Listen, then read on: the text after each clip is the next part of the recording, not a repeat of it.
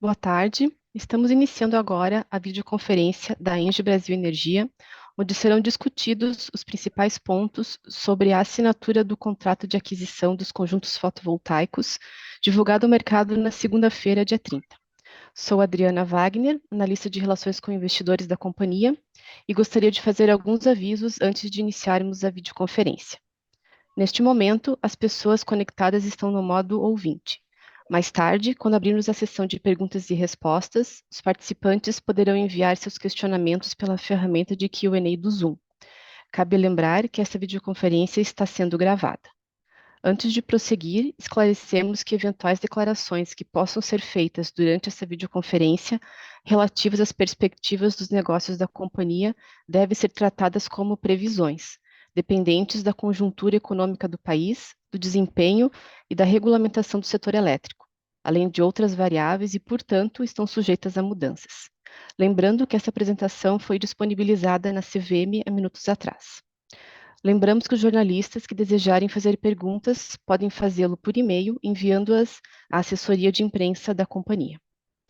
Para comentar sobre a aquisição dos conjuntos fotovoltaicos, estão conosco hoje Eduardo Takamori, diretor financeiro e de Relações com Investidores, e Rafael Bósio, gerente de Relações com Investidores.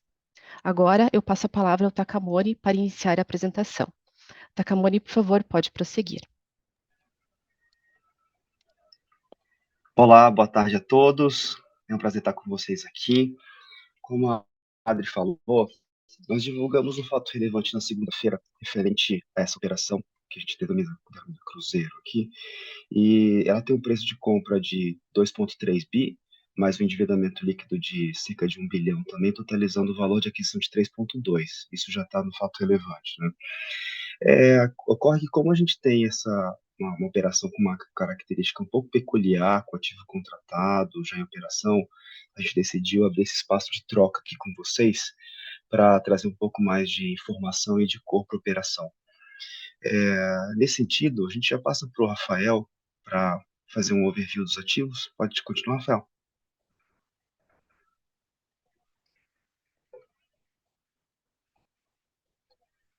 Aquele clássico erro de não tirar do mudo. Boa tarde a todos. Obrigado, Taka.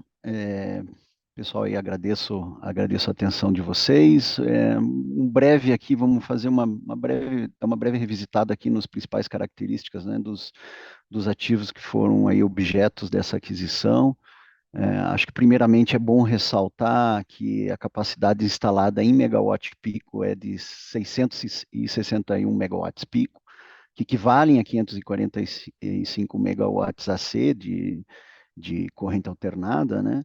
E isso é importante ressaltar porque a gente viu que houve um pouco de confusão quanto a isso em algumas análises, tá? Isso é um fato importante. E que pode levar a uma sensibilidade, uma impressão de um CAPEX por megawatt instalado maior do que efetivamente foi pago. Isso é uma questão. Outro fator é que, mesmo assim, mesmo utilizando o número correto, isso não é uma boa referência, pois a gente está falando aí de projetos já contratados. Portanto, o valor da aquisição embute um prêmio sobre diversos fatores, além do CAPEX, o CAPEX em si. Então, não vai, mesmo chegando num número mais correto, não é o melhor múltiplo mais correto para se utilizar de meio de comparação. Acho que outro ponto, né? Então é bom citar, são ativos localizados em Minas, Bahia, Ceará, então na região Nordeste, próximo de outros ativos que a gente tem. São ativos contratados. Nós abrimos no fato relevante o valor dos PPAs no ambiente regulado. Eles têm uma média ali, os ativos contratados no leilão de reserva, uma média de R$ 435 por megawatt-hora. E no leilão de energia nova acima de R$ 180. Naturalmente, a gente não pode abrir o preço do projeto contratado no ambiente de contratação livre, porque existe cláusula de confidencialidade com o nosso cliente, né? Que é um projeto, mas a gente pode observar que é um projeto de autoprodução. Tá? Ressalto ainda que esses preços, eles são preço base de dezembro de 2022, então precisam ainda ser reajustados até a presente data. Eu vou passar agora devolver a palavra para o Takamori, que ele pode comentar mais sobre esses e outros pontos aí, que ajuda a um bom entendimento, aí, um maior aprofundamento aí de vocês sobre essa aquisição. Takamori, a palavra está contigo agora. Ok. No próximo slide, aqui, eu queria resgatar um ponto que o Rafael comentou, que é a sinergia com nossos outros ativos. Aqui vocês vão ver uma nuvem de cores aqui, de bolinhas de diferentes cores, mostrando qual é o nosso footprint. A gente está espalhado no Brasil todo, e vale notar que esses pontos em amarelo são os ativos que a gente está adquirindo nesse momento, né? Esses fotovoltaicos aqui. E vocês vão ver que, tanto no Ceará, quanto na Bahia, quanto em Minas, nós temos ativos já operacionais também. Nós já temos equipes, nós já temos administrativos e tal. Então, isso mostra, é evidente, que a gente tem uma sinergia operacional gigantesca com a integração, e é totalmente integrado com o portfólio do EBE. A gente acabou de se desfazer, né, concluir a venda de um ativo termoelétrico também, aliviando o nosso time e, consequentemente, é natural que esse capital recycling aqui ele permita que a gente assuma novos ativos em operação sem onerar mais ainda a nossa estrutura de custo. Vale lembrar também que são ativos totalmente operacionais, isso o Rafael já falou, e isso naturalmente já traz contribuições imediatas para o resultado da companhia, alto nível de contratação no longo prazo, a preços bem interessantes, indexados à inflação, então isso é muito em linha com o que a gente tem falado nesses últimos trimestres, né, na divulgação de resultado, que se por um lado a gente tem um pouco mais de cautela no desenvolvimento de projetos Greenfield a partir de agora, em função das condições de mercado, esse projeto aqui faz muito sentido, porque ele tem sinergia e ele está muito contratado. Então, a gente acredita que, no momento em que houver a descontratação, quando acabarem esses contratos de longo prazo, isso em 40, 38, 40, 42, a gente acredita que já vai ter um equilíbrio de mercado e o preço de longo prazo vai refletir ou vai estar fortemente correlacionado com o preço de expansão. Então, naturalmente, muito acima do preço que a gente vê hoje no curto prazo. Aqui, a gente adicionou uma tabela com a estrutura da dívida, que esse também é um ponto bastante sensível e que gera bastante valor para o projeto, que ela tem já dívida contratada tanto com o BNB, no valor de um pouco mais de R$ 1 bilhão IPCA mais 2,36, e uma debênture também, montante aqui de 212 milhões, IPCA mais 4,4. Isso gera, na dívida bruta dela, 1,2, mais ou menos, e isso gera, isso contratado uma taxa média de IPCA mais 2,7. Vale observar que isso é muito mais eficiente do que uma contratação típica nos dias de hoje. Isso gera um valor bastante elevado também e que naturalmente é impossível de antecipar ou prever sem que a gente fizesse esse disclosure aqui. Então, esse é um ponto muito relevante. Outro ponto que eu queria comentar, além do preço de longo prazo, é desconto de fio. Todos esses projetos eles têm o direito de desconto de fio tanto do lado do gerador, né, quanto repasse para o consumidor final.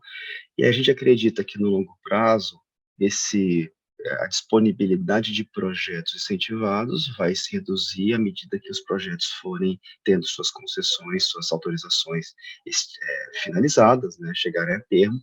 Isso faz com que você tenha um balanço cada vez mais apertado da disponibilidade de projetos de fonte incentivada e a demanda por esse recurso. Isso faz com que o prêmio de fonte aumente ao longo do tempo. Tá? Isso não vai acontecer imediatamente, a gente sabe que tem uma sobreoferta de projetos incentivados, mas naturalmente isso ao longo do tempo vai se elevando e isso cria valor também. Um outro ponto é que a gente comentou aqui das características das dívidas atuais, que tem uma taxa muito interessante, mas vocês devem imaginar que, pelo fato dos ativos estarem muito contratados, ainda tem um espaço para uma alavancagem adicional. Isso faz com que, naturalmente, a gente vislumbre um aumento de retorno para o acionista. o nível do projeto já está definido pela receita, pelo setor de custo, mas a gente consegue fazer essa otimização da estrutura de capital também, adicional. Com base em relação à alavancagem, também vale lembrar que a gente fez um comunicado ontem, né, mostrando que a Fitch reafirmou nosso rating AAA, né, Rafael? Isso vale a pena mencionar também. E, por fim, queria reforçar que a Engie continua tendo uma atenção muito grande à disciplina de alocação de capital, de retorno financeiro, gestão de riscos, e a gente confirma aqui que esse projeto ele obteve double-digit return em termos reais, tá? Seguindo todos os critérios do grupo, de retorno, gestão de risco. Então, a gente está muito confortável, muito feliz de ter tido a oportunidade de ter acesso a um projeto de uma forma tão sinérgica, que casasse tão bem com o nosso portfólio existente. Rafael, gostaria de complementar alguma coisa? Não, acho que faltou pouco para complementar, tá, Camuri? Eu acho que a gente, nesse momento, acho que a gente poderia já abrir para perguntas e respostas. Adri, acho que a gente tem uma pergunta, né, Adriana? Não sei se a gente já pode respondê-la, tá? Que é sobre endividamento. Adri, quer... Sim, a gente até já comentou sobre isso, tá? Que se você puder complementar alguma coisa a mais, mas acho que a gente já comentou sobre isso.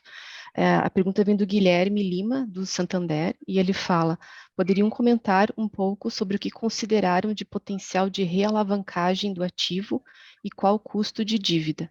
Como funcionaria o cronograma de amortização da dívida atual a um custo mais baixo e levantamento de uma nova dívida potencialmente a um custo de dívida maior? É uma pergunta boa, Guilherme. Na verdade, a gente não pode divulgar muito detalhe nesse momento, mas naturalmente você tem tanta opção de fazer isso no nível da controladora, então assim você pode financiar o equity disso aqui, então tem várias formas possíveis de fazer isso. O fato da gente fazer uma alavancagem adicional a um custo superior a isso aqui não é um problema em si, desde que o custo da dívida seja menor do que o custo do equity, né? Então não é um problema. Você aumenta o retorno do acionista quando você faz isso, mesmo aumentando o custo médio da dívida. Eu não vejo um problema aqui. Você deve estar acompanhando que o mercado está um pouco mais desafiador hoje em dia, mas isso naturalmente já foi precificado na nossa compra.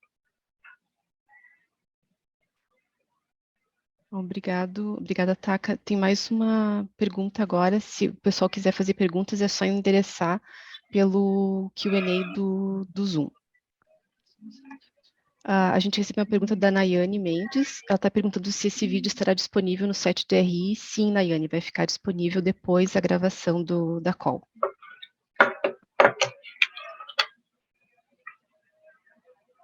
A próxima pergunta vem do Felipe Moura, da Vinci Partners, e ele está perguntando se a gente poderia comentar sobre a premissa de recontratação da energia pós-PPA.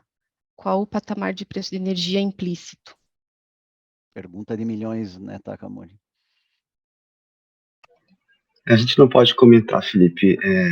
Eu comentei um pouco o racional do que a gente tem de condições macro, mas naturalmente cada casa tem a sua visão de longo prazo e não é nossa prática divulgar esse preço de longuíssimo prazo. Mas o nosso racional aqui é que, de fato, esse excesso de subsídios, ele tem os efeitos do excesso de subsídios vai cessar em algum momento e que em algum momento também você vai ter essa reequilíbrio entre oferta e demanda, que faz com que o preço de operação, ele, de certa forma, converse com o preço para desenvolvimento de um novo projeto. A gente sabe que isso é sazonal, mas assim como a gente já faz há 20 anos aqui, 25 anos aqui na rede, uma boa gestão de portfólio consegue extrair valor e transformar isso em valores médios e ter um momento adequado para contratar é importante. Mas, isso aí já passa a ser a operação normal do nosso portfólio. Taka, se eu puder complementar, né, e reforçar, né, você citou isso, reforçar que ela está contratada no longo prazo, existe uma descontratação mais adiante, então temos bastante tempo ainda para recontratar, para contratar esse adicional, né, de capacidade comercial desses projetos a preços, por exemplo, muito maiores do que a gente acredita, preços que pode ser preços maiores do que a gente vê hoje, por exemplo, né, Takamori? Então, a gente tem bastante tempo, é uma vantagem, efetivamente, esses projetos estarem contratados a longo prazo, e quando chegar o momento certo, a gente pode fazer movimento e contratar a capacidade comercial restante desses ativos, né? E isso, se a gente resgatar o slide que o Rafael apresentou, vocês vão poder confirmar que o primeiro contrato que expira é em 2037, depois o segundo 38, depois 41, 42. Então, são pelo menos 15 anos de tempo para que o mercado se restabeleça. É tempo mais que suficiente. A gente acha que vai demorar bem menos que isso. A próxima pergunta vem do Luiz Mucili, da JGP, e ele está perguntando, dado o nível de preço elevado dos contratos, qual o nível de margem EBITDA razoável para o ativo?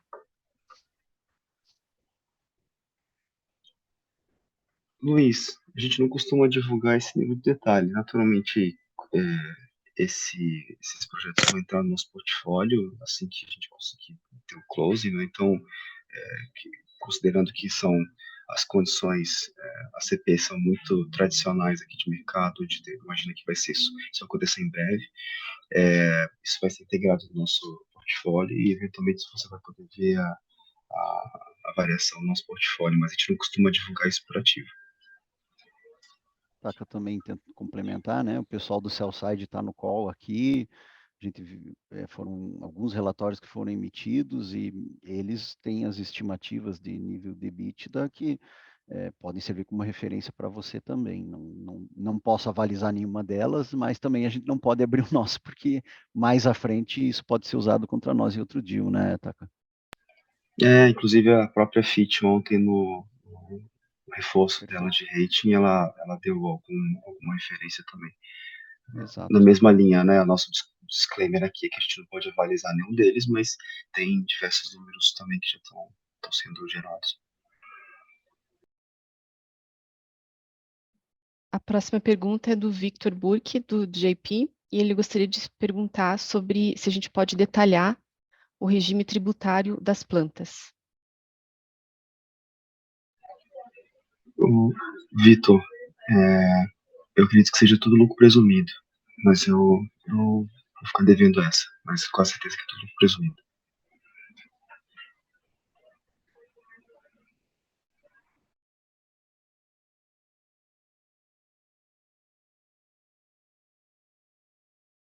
A próxima pergunta é do Bruno Oyamata, do Morgan Stanley, e ele tem três etapas aqui. Eu vou fazer a primeira, depois eu retorno com as outras, Taka. O double digit retorno em termos reais que comentaram é alavancado e post-taxes.